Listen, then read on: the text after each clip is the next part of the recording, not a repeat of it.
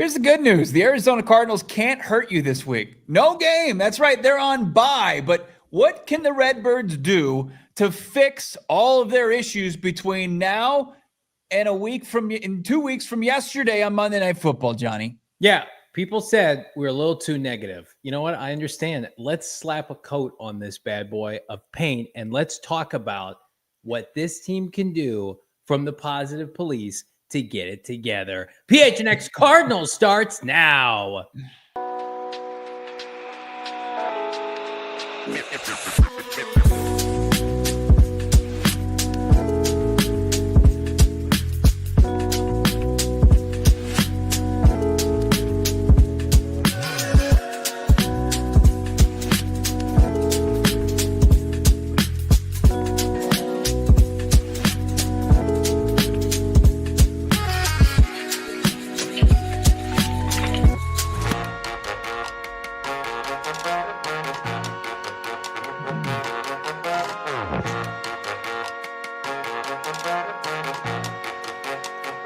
Hey, welcome in.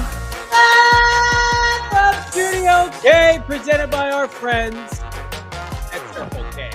Who's ready for some raid bait? It's the PHNX Cardinals podcast, your premier, number one in the world, Arizona Cardinal podcast. Like and subscribe. Leave us a 5-star wherever you get your programming. I'm Johnny Venerable. That's Brack in Studio K. Yes, we are here putting on a brave face. Noah Man behind the mic. What a show we have planned for you today. Hit that like button.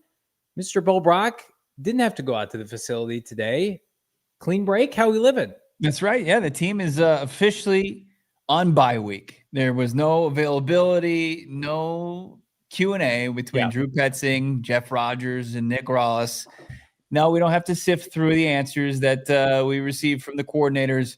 Instead, we forged forward with what the Cardinals could do as far as potential moves between now and their next game. Of course, this episode of PHNX Cardinals brought to you by Bet365. Never ordinary. Download the Bet365 app today. Use that code PHNX365. Deposit $10. Place a bet for $5 and get $200 in bonus bets. Yeah, check it out. The supporters emojis are in full force. I love to see it. You guys remain on top of your game. Become a supporter today. Hit that join button just below Johnny. Yeah, it's for the real ones out there. It's true sicko level stuff. You get extra content that not everybody has access to. You get to, be part of polls that we can do here in the show live. Join for the low price of $5. We love it. We're leading the charge as far as ALLCITY goes in the supporters club, and it's all because of you guys out there. So we appreciate you. What's going on? Let's get into the goods, Johnny. Yeah, and let's kick things off with a poll. This is a great idea. We'll do a members-only poll if Noah Man can facilitate here, and we'll collect data as we do throughout the course of the show. And I'm just going to ask this. Do the Arizona Cardinals need another regime change? Cut or dry?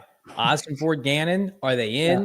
Are they out? Member-only poll. Again, if you want to participate, if you want to get all the goods that Bo just mentioned, hit that join button to brag. We lead ALLCITY in new supporters, but, it's neither here nor there. That's what we do. So, again, Noah Man, if you could drop that poll when you get a chance. Do they need a new regime? How this has turned on a dime. And we're going to talk about it. Bo and I have a list of changes that they could make during the bye week. Maybe some would help, maybe some wouldn't, but we have reached almost no man's land with this team. Yeah. And I would be remiss if I didn't talk about the fact that Seattle Seahawks slapped around the Houston Texans last night, and every team in the NFC West is 5-2 minus the Arizona Cardinals. And if you don't think that matters, think again, because you are who your division is. And if you're Michael Bidwell, you're taking it's a 5,000-foot view. You want to take a barometer of where this team is at, and you got your head coach up there, and this is what he has to say, saying that they're close. Unfortunately, your division says otherwise. You did almost beat Seattle and San Francisco, but that's life in the NFL. You're 0-2 against the division this year. I don't think that helps them. I like the division is lost this year. I'm realistic to that, barring something unforeseen.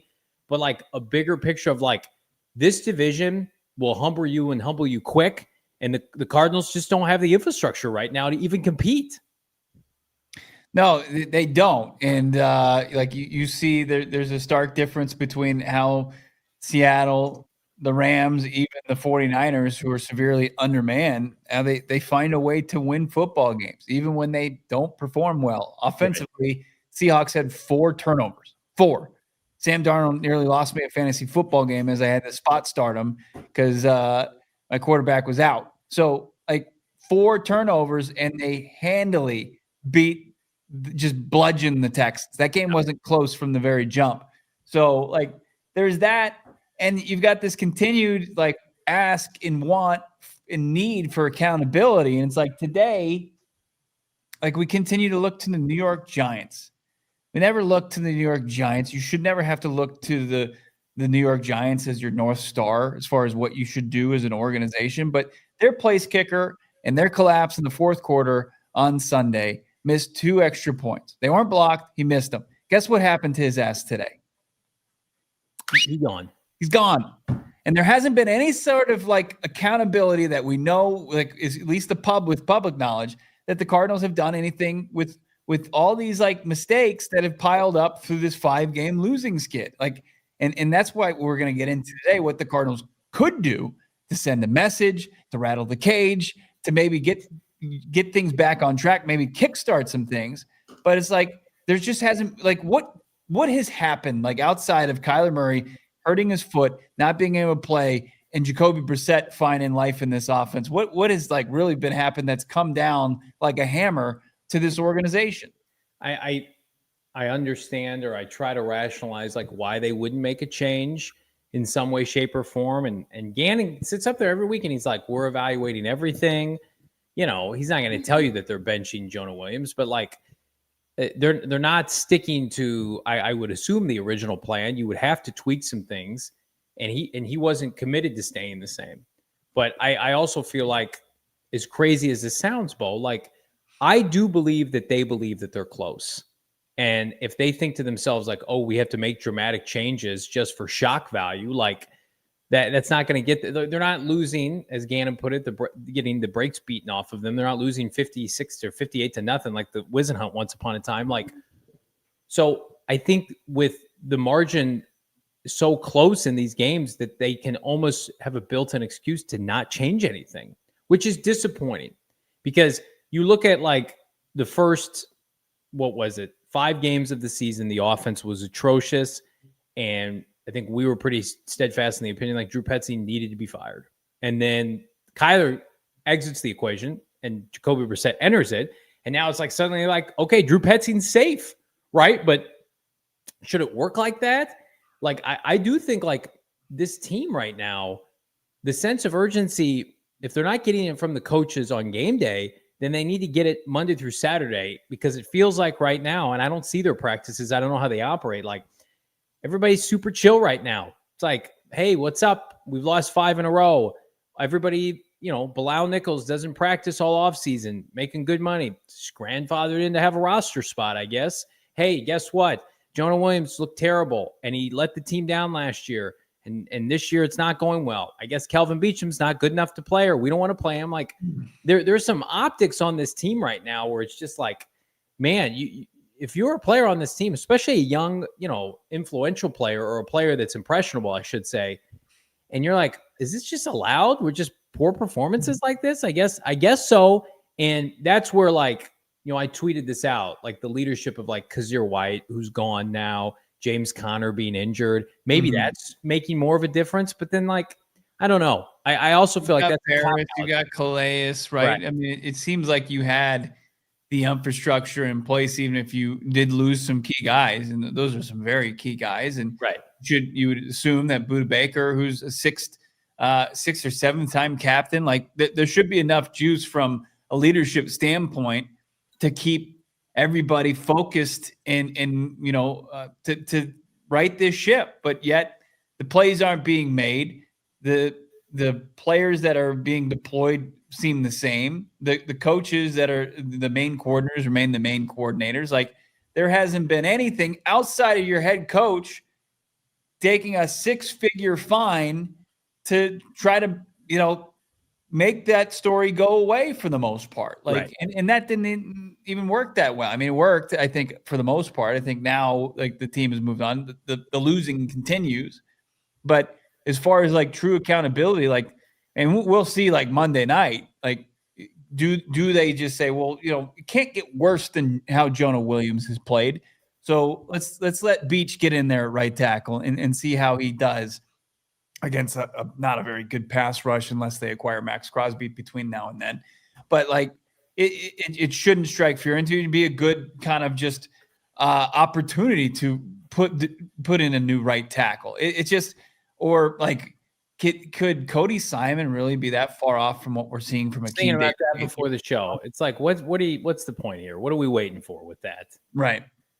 That to me, it's like, well, you don't think enough of your developmental program. You start putting these rookies in, but then it's twofold. It's like, right, are they better, or do you need them to play, or who gives you the best chance to win? Because now wins aren't necessarily the indicator of like going to the playoffs or not. It's the indicator of whether or not you're going to be putting your house on the market. Like that to me is like, so it's like, can you afford to mess with that? It also is going to speak to the fact that like how much they feel like their job security is at stake, because like I do feel like this Kyler Jacoby thing has, not for this show, because I feel like we barely talked about it, but I do think it's kind of been like a gloss over like what's really going on, because you and I are of the mindset like I'm pretty numb to it. Play who you want to play, but I play whomever you feel like gives you the best chance to win. The numbers, we've been putting them out. Alex, our phenomenal writer, go PHNX.com. He's been tweeting out numbers. Teo Mackey, like, play whomever you want. I don't care. But like, to me, it's like, that's a 10-game sample size. Like, I've already conditioned myself to think like, well, they're going to move off Kyler. Jacoby's a bridge. It's not the long-term solution. It's just like, to me, it's like, I feel like we live in a bubble here on social media. But then at the same time, it's like, well, is nobody else like paying attention? Like the Cardinals are projected to be terrible again this year. That's happening, right? Like I'll give Cam Cox some credit. Channel 12, he does a phenomenal job, and usually very positive. He's a positive guy, and he's got a relationship like we do with Gannon. And he just put out a tweet, after the game. He's just like, the culture's great and the rebuild went well, and we like the players, but they're just not winning enough. And that's the root cause of all of this. It's like I asked yesterday, like, when does the winning need to start for them? They are running out of time for that. So to me, it's like the quarterback situation, like Arizona Central just wrote an article saying bench Kyler Murray. It's Jacoby Brissett's time. So it's like, in my opinion, you're missing the point with that. Right. It's winning time. No doubt about it. And like, even with an improved offense, like undeniably improved offense, you've lost the last two games. Right. You've lost back-to-back games. No, I think that, like, number one, quarterbacks get clicks, they get views, they get downloads, they get listens, and it's easy. Like, hey, let's talk about the quarterback. And it's like, and a lot of it's like, hey, look over here, and like, don't like acknowledge that the defense has been the worst in the league in the fourth quarter at crunch time. Like, we don't want to talk about that because it would probably come off as too critical, and it would hurt relationships. And we don't have to, like, if we just focus on the quarterback position, and I'm not saying it's not important, it's the most important position in all of sports, but like, there are other issues here. You don't just lose 5 games and lose them in the way that the Cardinals have without having issues all over the organization that have to be paid attention, because it's costing them the opportunity to win football games. It's not it's not a Kyler Murray issue. It's not a Jacoby Brissett is the solution. It's not, if this guy just shows up at this point, at this part in the game. And no, it's just like from the start of this 60-minute clock to the end, they're not doing enough, and there are too many mistakes, and people fall short far too often for this team to come up with a win. Yeah, 1,000%. Like, if Jacoby Brissett had won these last 2 games, or even like if Jacoby Brissett had won like the Packer game and stopped the bleeding and continue to play well, like, we will be talking about the quarterback situation. Right. Again, and we're going to touch on it, of course. And, there's still people out there that believe that Jacoby Brissett, there's a chance he starts. Bo and I are firmly of the mindset like Kyler Murray's going to play in Dallas. But, like, again, like, if I'm Jonathan Gann, if I'm Monti Ossenfort, who gives me the best chance to win because I need the wins to survive. I Right. just that optic of the division right now, 5-2, 5-2, 5-2, 2-5 is a damning optic, is damning as possible because they're playing the same teams that you're playing, Arizona. They're playing the Tennessees. You're going to play the Jacksonvilles and the Houstons. They're playing each other, right? And it's like a couple of those teams, their only losses are within the division. Right. Yeah. It's crazy. And so to me, the further you get pushed down, it'd be one thing if you were separated by a game or two, and even if the division was middling, that's not the case at all. Right. This situation at hand, if it continues, gets people fired. Like, it doesn't matter if we like people. It doesn't matter that they had the best intentions. I'll continue to beat the drum with the fact that they followed Steve Keim, and that in and of itself was a layup because of how Ossenfort and Gannon treat people, right? They're great human beings. Like, all that matters. And then you want to buy in. And then, like, when Bo and I go to the Combine or Super Bowl week and we talk to players and coaches and NFL media personalities, the Diana Rossinis, the Vallejos from Minnesota, and they gush about JG. It's just like, okay, this is something that Cliff Kingsbury didn't have, the relationships in the NFL, and you start to connect the puzzle pieces, right? And it's like, okay, this is all going to add up to something of quality, especially last year, even with the bumps, like, okay, they're clearly ascending. And then you get to this year, and it is as pivotal of a year as I can remember. And they have completely fallen on their face, and now expectations are in the toilet. It makes you question everything at that point. Yeah, it does, because, and I think Chris Sims put it well, going from year one to year two after, he's one of the few analyst pundits that like pays attention to the Cardinals, even when they're irrelevant in the NFL landscape, and saw this feisty team that was in it with teams that they had no business being in games with, and beating Dallas like they did in their first year. And they see, like, okay, they add in the draft, they have 12 picks, 7 in the top 100, including Marvin Harrison Jr., that with just improved players with good coaching is just going to translate to more wins. And then you take that with, that's what I thought. Yeah, 3 off seasons. That's easy math. But like, where the math doesn't math is the performance that we've seen all season long. And it's not even including the 5-game skid that they're currently on. It's starting from game 1 through game 7. Because you haven't seen the performances that you expected, where you were anticipating good coaching, rock solid coaching matched with the player personnel to go out there and get the job done. You've seen kind of a miscarriage of both of those parts of which is so essential as far as winning football games. So that's why I think, like, people they feel like betrayed, they feel lied to, and you're exactly right. You go, like, the Cardinals didn't have a whole lot going for them. We liked an 8-9 season. We liked seeing important games in December, but as far as like overall, like from a national standpoint, Cardinals still, like, they got one primetime game that you had to download an app on. Like, nobody was still seeing Cardinals games. So even after an 8-9 season, like, they knew very little. But like, people thought like that this team, like, they knew. I know one thing. I like how they're coached. They're coached well, and now you don't even have that. You're like, well, I can't trust this coaching staff. I'm skeptical about the players involved. Like, did Monti, did he take advantage of all the premium picks he had? People are like, where is it? Where is it trending in the right direction? Yeah, I like this comment from Jess in the chat earlier. I'll pull it up here. It just seems like something is off with them. It's felt like that the entire year. And you can have mulligan seasons. Like last year, Kyle Shanahan's team had injuries and they were, poorly coached. They had Steve Wilkes as their defensive coordinator. They're just like, okay, we need a mulligan. Let's reset. Let's get Robert Saleh. Let's get back to who we are. Now you can make an argument they're the best coach team in the NFL given their circumstances.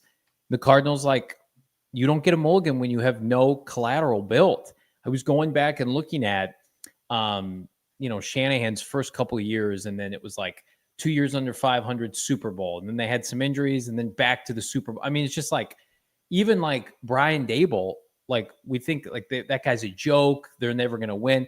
Brian Daboll went to the playoffs, won a playoff game with Daniel Jones, got his extension. It's just like, look around the NFL. Like these guys who have been around beyond 3 years, a lot of coaches that are underperforming don't get 3 years, but we all understood, like Steve Wilkes, but we all understood, like when Gannon and Ossenfort took this job, patience, and we all had it. We were all ready to take our medicine each and every day on Sundays, watching that team with Joshua Dobbs and Colt McCoy and Clayton Tune and eventually Kyler Murray. And then it was, could they surprise us in year 2? And they were 6-4, and then they fell on their face and they said, okay.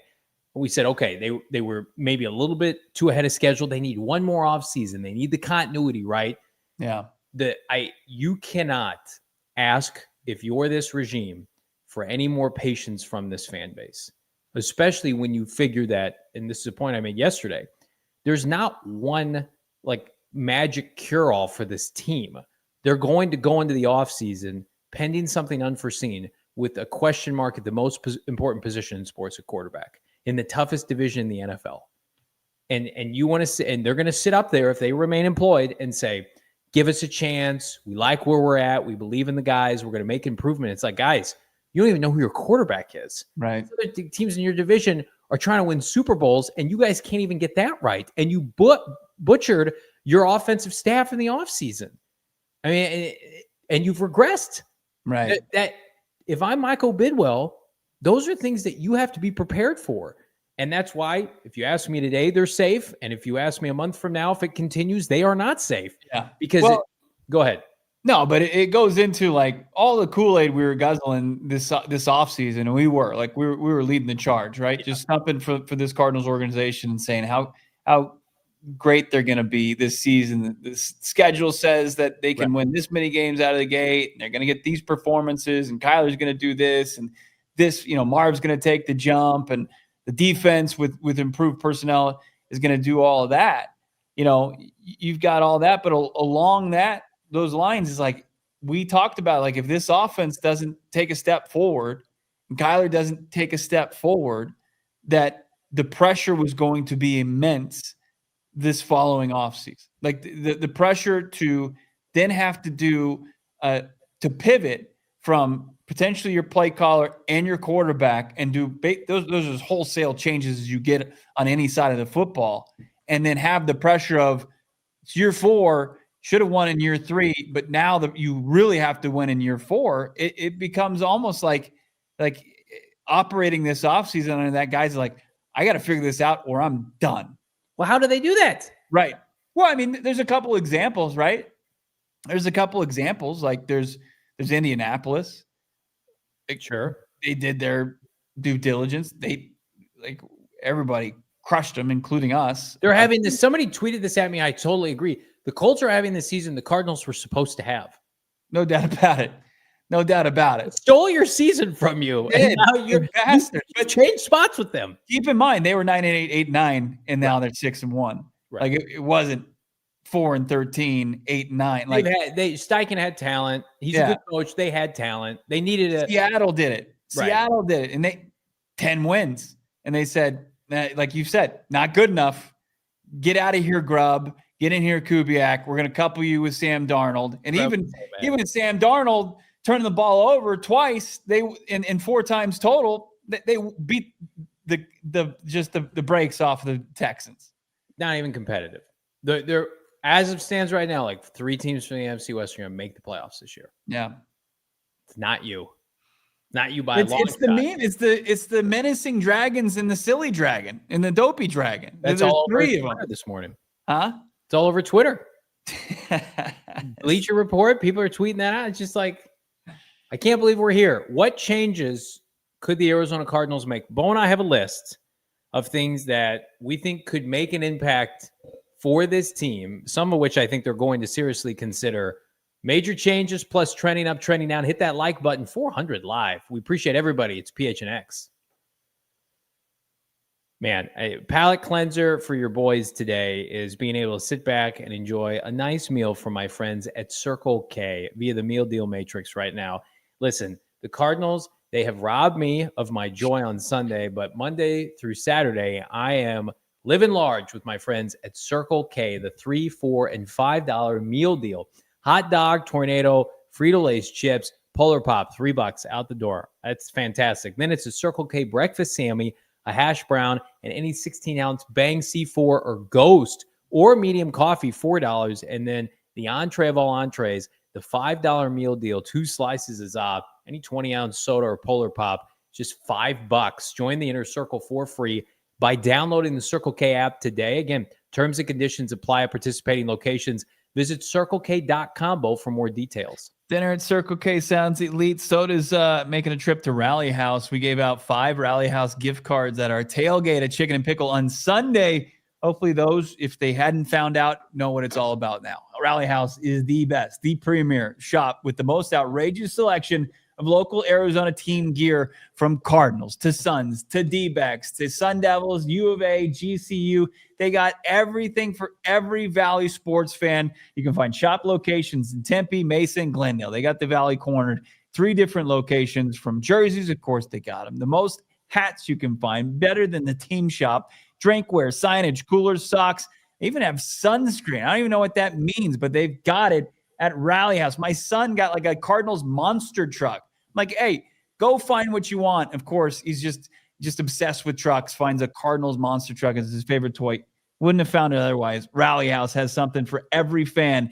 Upgrade your game day vibe with Rally House. Their location and shop their entire product assortment online. Rallyhouse.com. That's rallyhouse.com. I, like your son, am a big truck guy myself. So, You're not. Yeah. Don't lie. Don't lie. Yes, liars. I'm looking to make a change to a truck. Just like Cardinals should be looking to make a change. Hit that like button, subscribe, and of course hit that join button. Noah Man told me that he said, Johnny, don't be a bad guy. Open up the poll to everybody today. So we're dropping that poll if it's not already in the chat. Do the Cardinals need a complete regime change at year's end? What could help them clean up this mess of a season? We put together a list of things that they could consider, may consider, to kind of save their season. So this is not a list of like trade Kyler, trade Buda, trade Jalen Thompson, right? Like they're trying to win games. They're not going to do those things, right? So what moves could they make? Let's see it. Noah Man. And again, bye week changes to consider. We put in about 4, and they all have their own set of trickle-down effects. Number 1, they could fire Drew Petzing because of the impending return of Kyler Murray. The message that would send, give Drew Terrell 10 games, let Kyler Murray have a new voice as his play caller, and let this Cardinal fan base kind of start anew, because this bye week almost kind of serves as a second season for this team. This is probably the most unlikely, given the fact that Drew has called his 2 best games, albeit with Jacoby Brissett the last 2 weeks, Bo. But like, I don't expect Drew Petzing back at the end of the season anyway. So, I mean, maybe it gives you an opportunity to see somebody else with K1. Yeah, I mean, everybody's coaching, playing for their jobs when we've lost this many games in a row and you're in the standings where they are 2-5. But yeah, I mean, it'd be I don't know if there's a precedent for somebody in their offense scoring 25.5 points per game over the last 2 and gets shown the door. I mean, I know it's more than just the last 2 games, but that would be an interesting move. And then like you'd have to get people up to speed, including the play caller, as far as finding his rhythm against the team that is going to be relentless as far as putting points in the board in your opponent on Monday Night Football. I think that would just that'd be a tough one to do. But like, I understand the fan base and their feelings, the consensus feeling about Drew Petzing, and that would be, welcomed by them, but it just creates more of a uphill climb. Well, we talked about it, like the drastic move to kind of send shockwaves. Like that would be it. Like, hey guys, we know they're not firing Nick Rallis. We feel like if Gannon's here, I mean, we assume if Gannon's here next year, Nick Rallis will remain, right? But like, we're on the same page. Like, if they somehow manage to find their way through this to get to next year, I still don't think Drew Petzing's back. I think they start over at that coordinator spot. Let's turn our attention to. They're going to have to. Like, there's going to be pressure. Like, there's no way they can run anything that resembles this group back. No doubt about it. So that's my only point. Plus, it gives you an opportunity to maybe evaluate Drew Terrell before that. And who knows? Like, maybe it happens before the end of the year. Let's take a look at some personnel changes. activate Garrett Williams and Walter Nolan. Now, we had heard from a close source that there was a good chance that both of them play against Dallas, and this would be huge for a defense right now that has seemingly made every error possible in the fourth quarter. We tweeted this out today. They're the worst fourth quarter defense in the NFL. And you think about it, Bo, like Walter Nolan gives you an opportunity to have some interior pressure outside of Calais. Nobody else is getting home. And then Garrett Williams, he slides back to his nickel corner spot, and you give yourself, a secondary that was 2-0 before he went down. So those are two significant additions that if they don't come back against Dallas, I would expect them shortly after. But I think Walter Nolan has to be activated. Yeah, he will have to, as far as his 21-day practice window. Now, like they did this with Darius Robinson. I don't anticipate him having to do that. I feel like Walter is in a better spot with his respective calf issue than D-Rob had. But the fact is he didn't practice all. D-Rob had like the bulk of training camp. But I think that Walter Nolan, there's a very good shot that they activate him. And like we talk about who could be sent packing, like they have to create a roster spot in order to get Walter on the roster.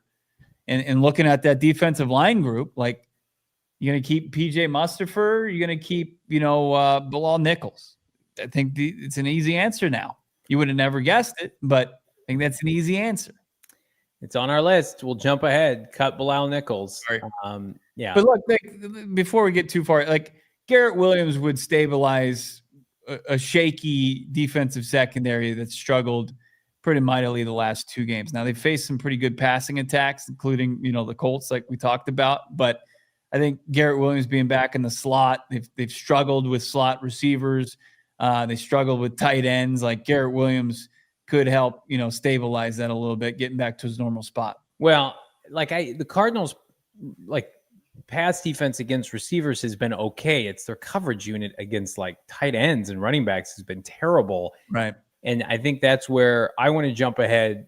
The benching of Akeem Davis-Gaither, I think has to be in consideration. He just, I know coaches like him. He's smart and he seems like a nice guy. He was a career special teamer. Not everybody's going to be a reclamation project at that position. You drafted Cody Simon. Cody Simon, during the offseason, they were so impressed with how smart he was, the impression that he made during offseason team activities and rookie camp. And then he just kind of hit a wall during training camp, and that happens, right? He's a fourth rounder for a reason. But he's been in your program, in your system for the better part now of 4 months. Throw him out there. Big crack in the back saying, where's Cody Simon? I think you have to almost live with his mistakes on the fly right now because of the fact that, what are you even getting with Akeem Davis-Gaither?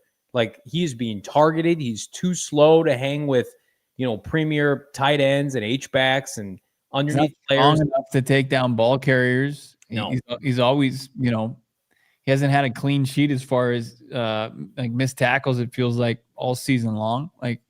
It's just, I don't know. It seems like he's not working. Below average NFL player.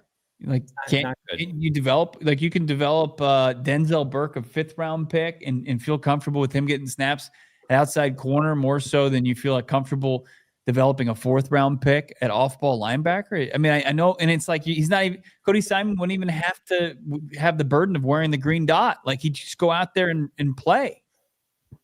This linebacking core has been one of the biggest disappointments of the year, I think. Outside of Mack Wilson, who played great against the 49ers, just has not gone well since then. And then lastly, the benching of Jonah Williams, I don't know if it's imminent. We're going to try to find out if it's coming before Gannon speaks in a week. I feel from a locker room standpoint, first of all, here's where I'm not going to bang on Jonah Williams. The Cardinals schematically, offense for enabling Micah Parsons or shutting him down was dumb. Just did not work out. Their rationale, single one-on-one, everybody's broken it down. You look up Micah Parsons clips on Twitter this week, every other team in the NFL, Kevin Stefanski with the Browns managed not to get Joe Flacco killed by Micah Parsons. But Drew Petzing, hey, come on into the State Farm Stadium, and we're just going to get wrecked. We're just going to give you Jonah Williams one-on-one. Right. It's like Jonah Williams is a limited player. Jonah Williams is an average player at best. He has been terrible the last 2 weeks. He wasn't good against the Colts either. I think at this point, like, Jonah Williams might be better in terms of like his athleticism. Kelvin Beachum is just the better overall bet right now to not get your offense killed. Like, enough with these negative plays, man. I just, they're drive killers for an offense that already has such a small margin for error. You mix in Jonah Williams and it's just like you're asking for trouble. And then like to see like Will Hernandez kind of snap at him. I don't know if you saw that clip going around where he laid into him. It's just like, I'm done. Put Kelvin Beachum in there. You know what he is and you know what he isn't. The Jonah Williams experiment needs to end. Yeah. And I know it would be like an admission of, that you missed in the offseason, but I don't have any now you've reached the point where you need to give yourself the best shot. Let's keep it going here with this list. What moves should the Arizona Cardinals make this offseason? But we basically hit it. I touched on it a little bit with the Bilal Nichols thing, and it would be you're just looking at the sheer numbers crunch that you got in that defensive line room. Calais, Dalvin Tomlinson, Darius Robinson, PJ Mustipher, Dante Stills, and then you would have Bilal Nichols and Walter Nolan. Like, that's 7 to me. That's one too many. So one's got to go. Don't you think, too, if you're Ossenfort and Gannon talking during this bye week period, you want your draft picks to play, and you want the young players so you can go to Michael Bidwell in a lost season and say, and we mentioned this on yesterday's show, it's like, look where we're trending. We're going to do trending up, trending down here after the break, but it's like, I'm Ossenfort, I'm Gannon, I'm meeting with Michael Bidwell. We're trending up. Cody Simon played a bunch of snaps, and he's ascending, and Walter Nolan's ascending, and we've got all of our draft picks are playing and they're impacting our games instead of street free agent Akeem Davis Gaither, special teamer, is costing us games. Did you see his attempt at a red zone tackle against Josh Jacobs? It was embarrassing. He's just like, hey, Jonah Williams, who's not going to be on the team next year, do us a favor, keep Jacoby Brissett upright. Whoops. And you're going to face good pass rushers every week now. People are going to key in on him. I will be disappointed. I'm already disappointed, but I will be infinitely more disappointed if we get back to next week and it's not, we got some significant changes on the depth chart. To me, that would signal like doing this, waving the white flag. Let's just continue to run this back. Same coaches, same players. You know what? That'll be fine. As much as I love Walter Nolan, like Walter Nolan being activated is not going to fix everything. Right. Neither is, Garrett Williams, who I think is a really good player. Really good player. I mean, do they give you a chance to get one play? Like, could Walter Nolan get in there and make enough noise? Like, yeah, it gives you that chance. And could Garrett Williams break up a pass that otherwise, 4th and 2, Tucker Kraft finds, wide open grass to complete a 15-yard pass in a crucial play? Yeah, I think he gives you, it ups your percentage. It's not a surefire, hey, they shut it down there. But yeah, I mean, there has to be something to rattle this cage. There just has to be, because like just keeping the status quo, it'd be one thing if you're riding like a 2 back-to-back losses, 3 losses in a row and say, hey, we're sticking steady. Like, I'm seeing people in the chat saying, are we overreacting? I don't think so. I mean, this is 5 straight losses in the NFL. It's more than a quarter's worth of your games. If you lost in a row and you've lost them by 1 score, there's like that is, and I know like 70% of the games are usually 1-score games, but you have to find a way to win. Can I address that question too? Because again, like there are people on Twitter, and everybody's entitled to their own opinion. Yeah. And there are people on Twitter who have said like, I'm too negative, we're too negative. Stop putting out these statistics. Stop putting out this information. And it's just like, I'm sorry that we consume this team 365 days a year, and some people are just okay with the status quo. Are things going good or things going poorly? You don't think that? Do you think it's a good representation if I'm like, look at Trey McBride.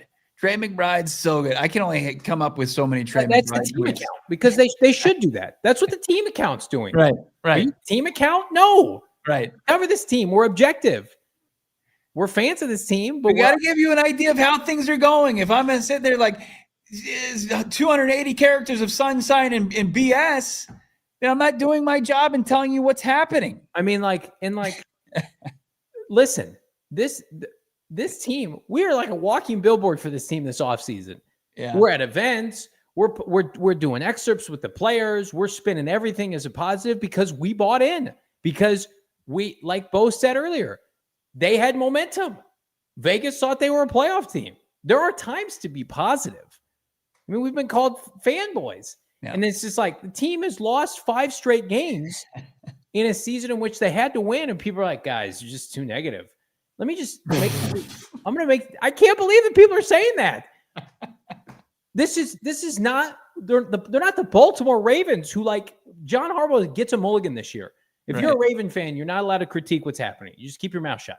Yeah. The Arizona Cardinals have a coaching staff and a front office in 3 years that are almost 14 games under 500. They have not had a winning season. You do not survive. Somebody find me this. You do not survive in the NFL to year 4 without a winning season. It does not happen. And there aren't 500 seasons anymore because they've gone a 17-game season. So, like, the fact that, like, Bo and I are, like, trending on this line of, like, rage bait and people are upset, it's like, guys, most of the time you don't make it to year 3 if you're under 500. They're 3 years in, and they are overwhelmingly losing games. And people are like, cool it, guys. So what are you talking about? I guess, you know what? Let's just do this. Let's just have them lose out. We'll go into January, and we'll preach hopium, and we'll do 6 months of content of that. It's like, no, man. Look at this division. They are not even close until they figure this out. Yeah. You look at I think of the NFC West, and I watch, the Blue Jays punch their ticket to the World Series. It's like, you hadn't heard of the Blue Jays since the early 90s because the AL East, American League East, you got Boston, you've got New York, you had Tampa for like a short second. Baltimore had their run, the Camden. It's a division that is the executives, they know what the score is. They know that they have the pressure year in and year out, that if they're at the bottom of the division, it doesn't matter. You got the Yankees and the Red Sox at the top, that you're going to be out of there. And that's why it's usually a revolving door outside of those two teams. And same thing is going to be is what's going on with the NFC West. Those, like, Shanahan's not going anywhere. He's young. McVay, I know there was some talk about it. He couldn't live without football. He's young. They'll get another quarterback when Stafford's gone. They'll keep it going.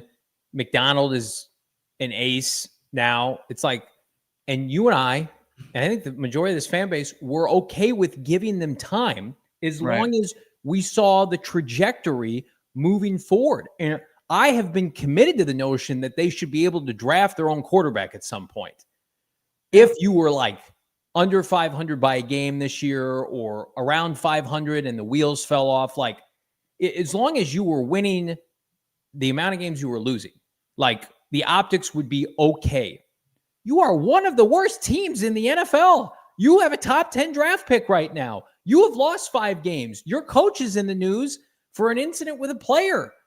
That happened. All that happened. And I don't agree with the fine or anything like that, but, like, you don't make it through these kind of losing streaks. The Titans aren't going to win another game this year. Mm-hmm. That is the NFL. We said it yesterday. Those are the rules. We didn't write them. As Shooter McGavin once said, that's the league. You lose this much, you get fired. Yeah. We're going to be sitting here, if they keep losing, in December and January, talking about coaching searches. We've done a time or two, Bo and I have, GM searches, and we're going to be talking about a top 5 to 7 draft pick and a new quarterback. And you know what? If they continue to lose, overwhelmingly, that's what the fan base wants. Right now, today, the fan base wants a clean slate. Like, every piece of media that we put out there of this regime, people are like, you've had our graphic we made yesterday, Noah crushed it, is overwhelmingly like, get rid of them. And sometimes it just takes, like, the numbers to be put in front of you. Like, they're 3-11 against the NFC West. It's jarring, sobering. You're How so do you stay employed? Noah, you're so negative. Why did you put that up on the screen? Bait. Rage baiter Noah over here, just throwing it up. Let's talk about Jacoby Brissett and Kyler Murray. There's a quarterback controversy. It's like, hey, guess what doesn't matter? Let's remodel our living room when our house is being shipped out into the ocean and we have no foundation. Hey, you know what? My sink's got a leak in it. Oh, your house is on fire. That's what that is. That's what that's talking about. Doesn't matter. Unbelievable. We got to get into who's trending up. Is there anybody? Hello? Anybody trending up in this organization, or who's trending down? There's a lot of that from the Negative podcast. It was once hosted by a pair of fanboys. Now it's just a couple negative Nancys here. It's all coming up. Yeah, that's right. Rage baiting here on PHNX Cardinals. I'm ready to rage. Man, I get it. Sometimes just put Twitter away and just step away. I get that. And, you know, do yourself a favor. How about a staycation with our friends at Gila River Resorts and Casinos? I can't wait, by the way. Like I told my wife, she's like, what are you doing for the Monday night game? Bo's going to be in Dallas with our friends at Berghain Travel. I get to go to Gila River Resorts and Casinos with Noah for Monday Night Football and just rip it up. We're doing a watch party. We're doing a watch along. Hell, I may just stay the night. I mean, I tell my wife, I'm just like, this team is going to break me on Monday Night Football. And I'm just going to get a room and I'm going to eat room service. It's going to be fantastic. And before that, I'm going to head up the largest sportsbook casino. I'm going to check out the AAA 4 Diamond Resort. Again, 4,500 slots, live table games. Like Cardinals can't hurt me when I've got Gila backing me. When I got Gila at my disposal, you do you at Gila River Resorts and Casinos. Visit playatgila.com, Bo, for more details. They actually said they're a full vacancy. No vacancy actually. No occupancy there at Gila. Can't stay there. You have to leave immediately after the game. Mountain America Credit Union. When you win big on the tables at Gila, go put it into a nice little checking account, and then enjoy the perks of the My Style checking with your lifestyle by Mountain America Credit Union. Yeah, everyone needs a checking account. How about one with built-in benefits? You can enjoy restaurant deals, mobile phone protection, telehealth access, identity protection, loan rate discounts, offers on travel and events, and so much more. Make My Style your lifestyle. Mountain America Credit Union. Visit macu.com/mystyle to apply. That's macu.com/mystyle. Of course, insured by NCUA. Membership required based on eligibility. Some benefits require no cost registration activation. Terms and conditions and exclusions apply. macu.com/mystyle to apply at Mountain America Credit Union. Love our friends at Mountain America Credit Union. We're going to do trending up and then trending down. So let's start with trending up. I will go first because it's clean cut and concise for your boy this week. Trending up for the Arizona Cardinals. Let's see it, Noah, man. A new GM followed swiftly by a new head coach. And finally, lastly, a new quarterback. When you lose 5 in a row, when you have no concrete evidence of being able to win with this regime, guess what? Let's effing gut these guys. It's a new regime for the Arizona Cardinals. I'm sorry, that was in poor taste. I'm sorry. I love you, JG. I want you to win. But let's be frank here. We all saw that graphic. It's a nightmare world. And right now, if you ask me at the end of the year if this continues, I say, get me a experienced offensive head coach with a general manager that can find a quarterback and a quarterback that can rip it week in and week out. Give me a rookie quarterback wage scale and let this. This team could compete. That would help. That sounds awesome. It sounds awesome. Doesn't it sound great? Doesn't a new car also sound cool? You ever look for a new car? You ever sat there in the dealership and had to haggle, negotiate?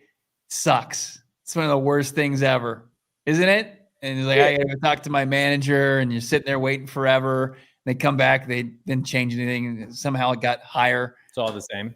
Yeah, it's all the same. So, like, that is daunting at the end. When you actually peel back the onion, just like one little slice, you're like, holy hell. You would have to get a new architect, you'd have to get a new GM, and you have to get a new quarterback. And think about when the last time they've done that.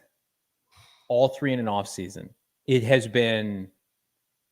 Honestly, I'm not sure it's ever been done. Denny Green, or did he take who was his quarterback? No. It would be a first where you would get a new GM because they've had a new coach and quarterback, but Kime was here. It would be wild. And again, I don't want that Come on, No. JG. Win a few games. I'm back. Let's go. You beat San Francisco at home. You beat Seattle in Seattle. I'm back. You right now, though, you beating anybody? They're not going to be favored the rest of the year. Right. Mike saying trending up, opposing fans at State Farm Stadium. Unfortunately, accurate. Keeping it going here with trending up, some positivity. The offense, 25.5 points per game the last 2 games. Jacoby Brissett leading the charge there. But with that comes quarterback controversy. That's trending up as well. Another solid performance by Jacoby Brissett, leading the team to 24 points. He had 2 more passing touchdowns. I know he had the costly turnover again, but then he also had 279 yards passing. So he goes from 320 to 279. Pretty solid performances. I think it adds fuel to that fire that was already there. And then Zay Jones. Zay Jones has had a pretty good couple games where he's had, 67 and 72 yards receiving, respectively. So Zay Jones, after being on the side of a milk carton during his Cardinals tenure, is now stepped up and to be a big play threat for the Cardinals, including that 43-yarder right before half. Yeah, I'm a big fan of what he's done. I may or may not have called for him to be released. So good on Zay Jones for not listening to this schmuck, not listening to this non-ball knower. And I like the big explosives. I like a lot of what I'm seeing from this offense. I would like a little bit more Marv, but hopefully that's coming. Marv roughly is on pace for about 900 yards receiving. Trey McBride's a little over 1,000. I mean, there's still tons of meat on this bone. So whether it's Jacoby or K1, I don't care. Keep ripping it downfield. And we root for Michael Wilson. Get him the ball. He's got, if it was just trending on third down, Michael Wilson's been clutch on third down. It seems like every other. And that, didn't he get horse collared on that ball that he caught that turned into the 4th and 1? Yeah. And it was just kind of overlooked. That should have been the first down, and they would have been in business, and they would have had to run that ill-fated play. We'll get to what's trending down here coming up next here on PHNX Cardinals. I'll tell you what's not trending down. It's very much trending up. It's if you're looking like me, if you're a guy or gal in your 20s, your 30s, your 40s, you're just I just want regular clothes. I want regular clothes that fit well, that are not flashy, that don't have a bunch of labels on them or gimmicks, right? Mack Weldon's got you covered. Mack Weldon right now, they've got gym gear, they've got casual gear, they've got a phenomenal hooded sweatshirt I wear on game days. It's just classic, breathable material. It's just like being on vacation. They remind me of vacation clothes that I wear year-round now. They've got dress shirts, which are fantastic. Everything I feel like I buy from competitors, it's I'm wearing paper mache. It's Mack Weldon clothes are designed to fit your style and the demands of a modern life. If you're on the go, if you're with your kids, if you're at work, they feel like regular clothes because they are, but it's the latest in modern comfort. For over 10 years, Mack Weldon has designed timeless, innovative gear to help move you through your day with confidence, even if you're just hanging out in your underwear and your skivvies. Go breathable clothes. Get breathable clothes to feel comfortable all year round. Go to MackWeldon.com. Get 25% off your first order of $125 or more. Trust me, you're going to be filling up that cart quick, fast, and in a hurry. Make sure to hammer that bonus code, the promo code PHNX. PHNX. That's MackWeldon.com. Promo code PHNX. MackWeldon.com, Bo. Driving in Phoenix can be unpredictable. From dust storms to bumper-to-bumper traffic, the last thing you want to worry about is your auto insurance. That's why so many Arizona drivers trust Access Insurance Agency of Arizona. For more than 15 years, Access Insurance Agency of Arizona has been proud to provide affordable auto insurance for drivers throughout the Phoenix metro area. Trusted part of the local community, Access Auto helps Arizona drivers get covered with flexible policy options and commitment to working with all types of IDs, driving histories, and license types. With bilingual Spanish-speaking agents at 9 convenient Valley locations, Access is ready to help customers find the right protection and uncover valuable discounts. Access Auto, trusted by the community, rooted in Phoenix, and ready to help. All statements are subject to terms, exclusions, and conditions are applicable policy. In all insurance, the current policy contract language prevails. Coverage is subject to individual policyholders meeting in the underwriting qualifications and state availability. Other terms, conditions, and exclusions may apply. Thanks to all of our sponsors. Hit that like button. It's trending down now. And there's a lot of downers. There's a lot of Debbie downers. We're trying to be the positivity police, but we do have to point out where the Cardinals are falling short. I will kick things off here. Bo, here are my trending down candidates. It's competing in the NFC West. Well, no, can't compete in a division with Sean McVay, Kyle Shanahan, and now Mike Macdonald. I think the one that hurts the most is Mike Macdonald because, like, that was supposed to be Gannon. Mm-hmm. Like, you had an opportunity like last year to really kind of seal your fate and win the division. The Cardinals at 6-4 last year at the bye had a 60+% chance to win the NFC West. And then they were subsequently lapped by Seattle and LA. Mike Macdonald is going to remain as the Seattle head coach. Gannon may not. And his pass rush isn't getting it done either. Josh Sweat has been kind of inactive the last couple of weeks on the field. There's really nothing to write home about with this front four. They need to bring pressure via the blitz. They're susceptible to just getting complacent when rushing four, and it's not getting it done. Whereas, like, the Packers, with or without Micah Parsons, like, they were sending people at Jacoby Brissett. Like, Quay Walker was coming after him, right? And the Cardinals just, they don't want to blitz, or when they blitz, it's not effective. Like, where is Budda Baker off the edge? Where is Mack Wilson Sr.? Right now, he and Baron Brown and Josh Sweat, they're not getting it done. And then, your defensive line is gassed. Now, Walter Nolan's going to help, but we've talked about it ad nauseum. Akeem Davis-Gaither has not been good. I would bench him, live with the mistakes of Cody Simon. And if Cody Simon's not ready to play, maybe that's an indictment of your player development. But this front seven, which started out the season well, has been a huge disappointment. That you could make an argument like their inability to disrupt Daniel Jones and Jordan Love have cost this team 2 games. Absolutely. And, that's where I just kind of put it on the defense as we trend down with me, where I have it just on the entirety of the defense, where, through the first 3 quarters of each and every game this season, total, they've given up 78 points, just over 11 points per game through quarters 1 through 3. And in the fourth quarter, just under 11 points for that quarter alone, 76 points that they've given up in that quarter. So just 2 off of what they give in the previous first 3 quarters. So the defense is trending down, and their ability and inability to slow down the opposing offense when it means the most, when it's crunch time. They can't get off the field. They, I think their third down percentage, like third down conversion against, it's right around 40%, but then their fourth down conversion percentage against is over 70. So it's like, even if they're getting the fourth down, they can't get off the field. It's the defense in the fourth quarter that is a big issue right now. We talked about him, Jonah Williams. It's just been a turnstile over at right tackle. It's really unfortunate. It's creating problems for whoever's back there at quarterback, and then more so on the defense, the young DBs. Johnny, you were pointing it out the other day. You pointed it out on your social media, on Twitter account at Johnny Venerable, just saying how little the Cardinals defense and their secondary have gotten their hands on footballs. Hopefully, with the potential return of Garrett Williams, you can get maybe some more, pass deflections and also some picks. You haven't gotten any from a corner.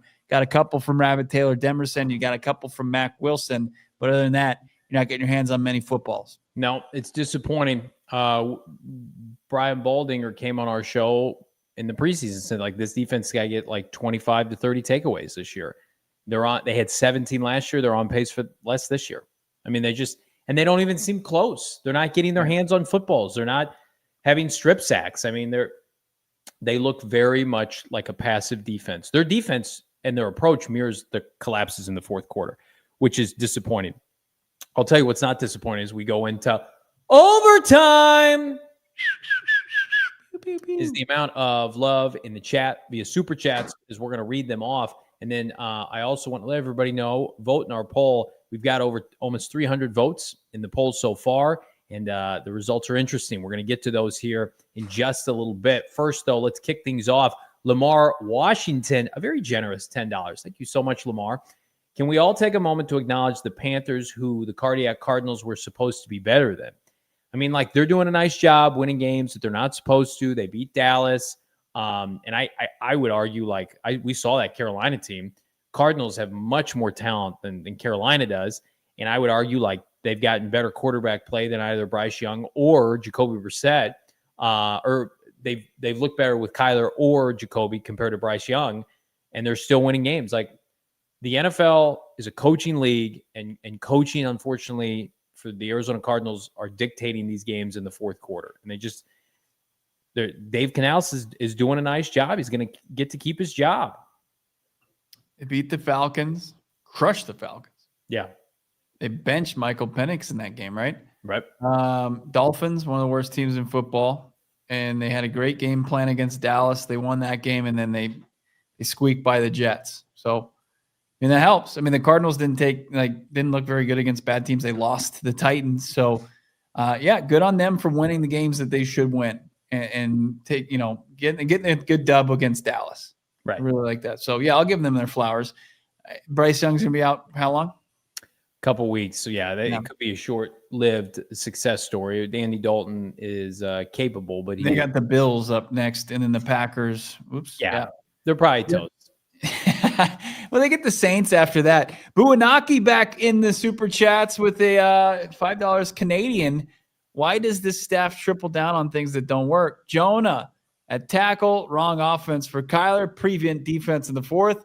I don't trust them to change. They have, I think one of the things that you can knock JG for is his unwillingness to change. And maybe it's going to be the kiss of death. But here's the thing, Buwanaki. It's like Bo and I were around this offseason and they fired defensive coaches.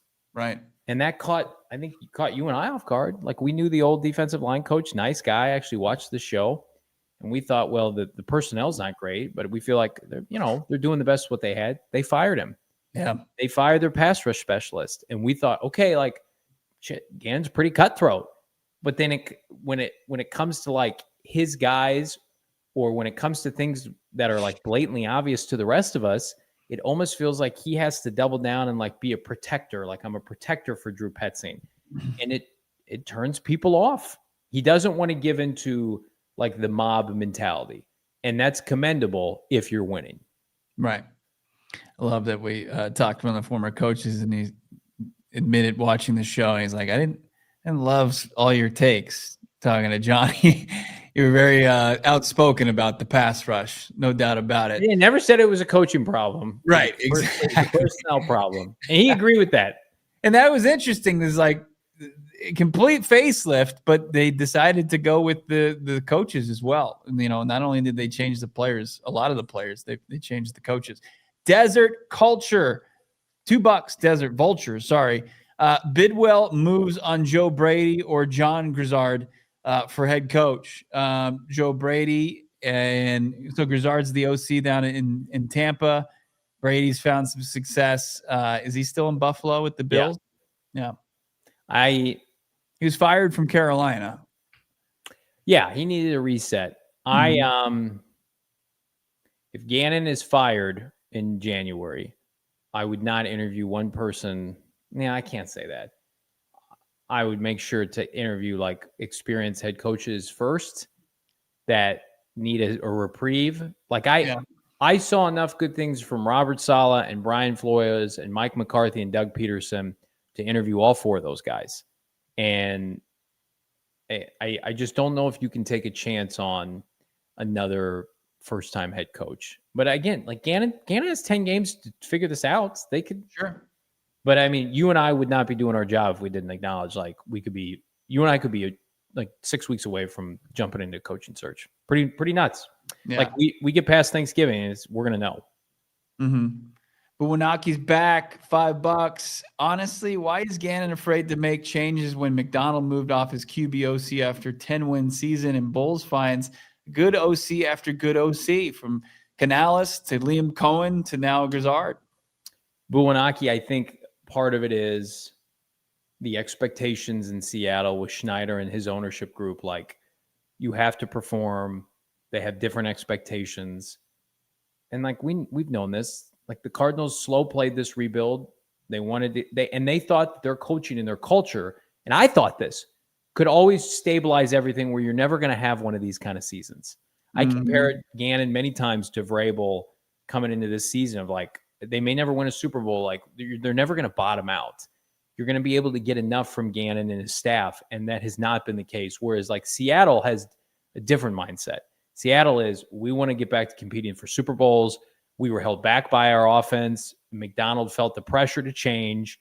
maybe I don't know Mike McDowell, but clearly he is a more adaptable head coach, whereas Gannon, unfortunately, is turning into what he feared, which is a very stigmatic defensive head coach where you're buying into all those stigmas of, I don't want to become Eberflus, but then, you're falling into a lot of those same tropes where people are like I go back to this example. I've said it so many times, like NFL Fox will interview him before the game and people will be like, why isn't Marv getting the ball? And he's like, we're going to feed Marv today. And then the game will start and it's clear that is not their plan. This happened a lot last year too. And it's just like, well, then there's a huge disconnect between the head coach and the offense because he's a defensive guy and you can't have that.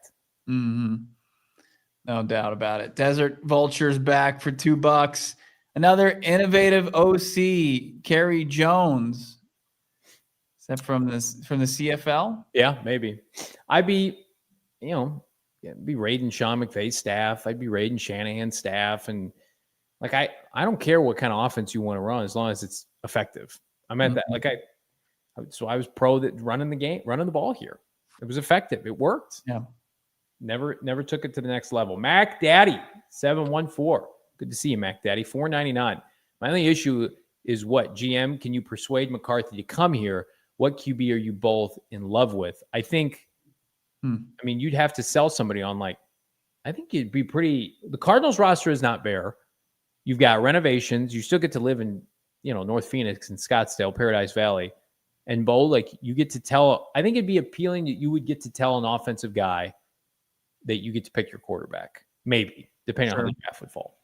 Well, and then, you get to usher in a new era of Cardinals football with the facility coming down the line. Right. It's like, I mean, you'd have to gloss over the fact, the last guy, the guy that you're succeeding here, was kind of leading the charge as far as that goes. But you don't think there's any way that they would walk that back? No, the land is purchased. The plans are in place. I think they understand that you got to do that to keep up with the NFL Joneses. So, yeah.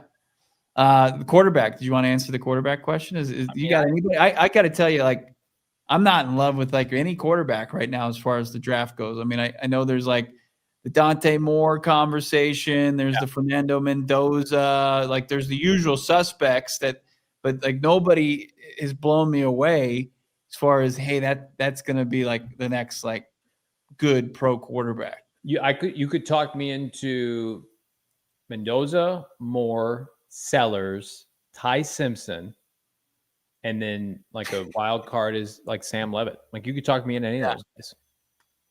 Listen, this is not an exact science. Drake May went third. He looks like maybe the best quarterback in that class. Justin Herbert went third behind Joe Burrow and Tua. I think Sam Levitt's game could translate a lot like Jackson Dart's has translated. I think Dart's a little bit more accurate than Sam is right now. Sam Levitt he's an elite athlete. He's unbelievable. He's 6'2". He looks like a baseball player. Reminds me I've made this comp. He looks like Tony Romo. He's just a really skilled athlete. Yeah. If you ask me right now, if Sam Levitt finished the year strong and the Cardinals had a top pick, I would take Sam Levitt in the first round. People are like, oh, fringe first rounder. He's a court. I mean, Jackson Dart in a redraft goes top 10. I'm looking at Fran Duffy's draft guide, which is live, by the way. Go PHNX.com. Sam Levitt. Don't tell me he slanders Sam Levitt. That's not a good sign. Not a good start. It's a polarizing name, his comp for Sam Levitt. But if you understand, I don't agree with it just because I think this quarterback lacks athleticism. Yeah. But he had a pretty good 5-year start to his career. But now you have to go to gophnx.com and find out. Here's what I like about his draft guide. Well, he's got Sam Levitt as a first-round pick, by the way. He does. 22nd overall. That's all I care about. Yeah. And he's got 3 quarterbacks in the top 10. See, We're fine. We're eating good now. I'm fired up now. I can't wait for our draft shows. You kidding me? Become He does have a Tony Romo comp for another quarterback, though. Not Sam Levitt, though. Not Sam Levitt, but one that's been mentioned on the show before. He's shown a lot of love to Jordan Tyson. He's got Dante Moore as a CJ Stroud comp, which you kind of like. He's a big Nussmeier fan, huh? Wow. But what has happened to CJ Stroud? My God. Where's Mendoza? Oh my God, the shade at Mendoza in this draft guide. I think that comes from a place of love. Yeah. You saw his comp? Yeah. I think there's a lot of love for that player in that community. LVL 7. It's week 7, Johnny and Bo. We've been in every game. We don't know what's going to happen, but 11 to 12 wins is still possible. I still believe. I love it. I want that. I want what you have. I said like the game against the Packers was like the season, but really it's like you only get 1 week, and maybe this is like their trump card to play Kyler for the first time again and to try to shock like the NFL. And that's Monday Night Football. But I'm going to tell you, LVL 7, if they look bad against the Cowboys with 2 weeks and they're starting quarterback back, it is over. It has never been more over. That's and I'm not even trying to joke around. Like, you will lose if you look bad against Dallas after 2 weeks off and you've got players healthy and whatever. And Dallas is not a great team. Their defense stinks. Right. But if you get picked apart by them and Kyler looks ineffective, you're done. Goodbye. I'm done. I'm over it. I will come on the post-game show and be like, this is the beginning of the end. Yeah. I'll say that. The end is near. We've got one more here. Shadow G. $2. Shadow G. What do you think? I think you're good. What if we trade K1 for Brock Purdy in his 7th? I think you're going to trade him in the division. I think Kyler, but I would trade him. Both teams would have to take pretty devastating cap hits. I don't want Brock Purdy's contract. Right. Kyler Murray's contract is movable in the offseason. You've eaten a lot of the money. It's a manageable contract. I'll tell you what I heard today. Like, everybody thinks Miami is going to draft a quarterback, and maybe they do. Tua's deal, he just signed it last summer. It hasn't even kicked in yet. They can't take a quarterback. Oh yeah, you have to take. That's the only way that you can move forward. So you're thinking like they'll you got to have that rookie quarterback contract. Well, but like, what's the point though? Because you would have to keep Tua until he becomes to where you can absorb either the dead money you cut him, or trade him, But no, the only way forward is with a rookie quarterback contract. I thought we're going to be able to do it. Just he's your quarterback of the future. No, you can't. No, like it's going to be. He becomes Deshaun Watson 2.0. Like maybe they'd have to like attach a draft pick to him to get another team to take him on. Probably, but it's like at that point you're in build mode. Listen to these cap hits. His cap number this year is 40 million. Then 56. 53. His cap hit in 2028 is $66 million. You start restructuring and putting some of that money like the next couple seasons, and try to get those numbers down. So when you cut him or trade him, probably cut him. Like nobody's gonna take him. Kyler Murray, his contract is basically guaranteed, Bo, with dead money like through 2026. That's it. So like somebody would take if he's not back here, somebody would take him on for their starter in 2026, and then like you cut him, you save almost 40 million, and there's 7 million in dead cap. But like, somebody trades for him, they're gonna try to build an offense around him. We assume like Kyler Murray's contract after 2026 is done. It's basically done. Tua's contract hasn't even started. Pretty wild. Yeah. The Bo facepalm emoji is getting some run with this conversation. Guys, where have you been? Yeah. Welcome to hell. On shot first and classy nasty, some of our favorite supporters. Oh man. Not first gets it. He understands what's at stake. Oh yeah. He knows these are big boy and big girl conversations that this is happening, by the way, in the Cardinals facility. Things are just not going well for them. Let's take a look at our poll numbers. I'll pull it up on my end, Noah, man. The Arizona Cardinals, do they need to make a regime change? 324 votes today. Overwhelmingly, yes. 70% of 324 vote move on. 30% say no. And again, I put myself in the no category until I'm not, let's see him after the bye. But you think about, like, we feel like we have a pretty good pulse of this fan base, this community, Cardinal fans in general. I mean, we're so fortunate we get to do this show. We talk to Cardinal fans all the time, Bo. And it's like even the most like patient folks, committed people to this team and what they're building are over this. They are done. Yeah. Yeah, it's a pretty big disparity there.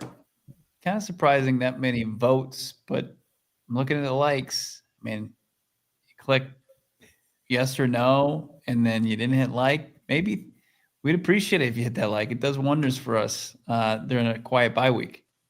Would help us continue to rage here. Rage bait? Rage bait. We have a loaded show the rest of this week. We've got Kurt Warner tomorrow, which at the top of the show, you're not going to want to miss that.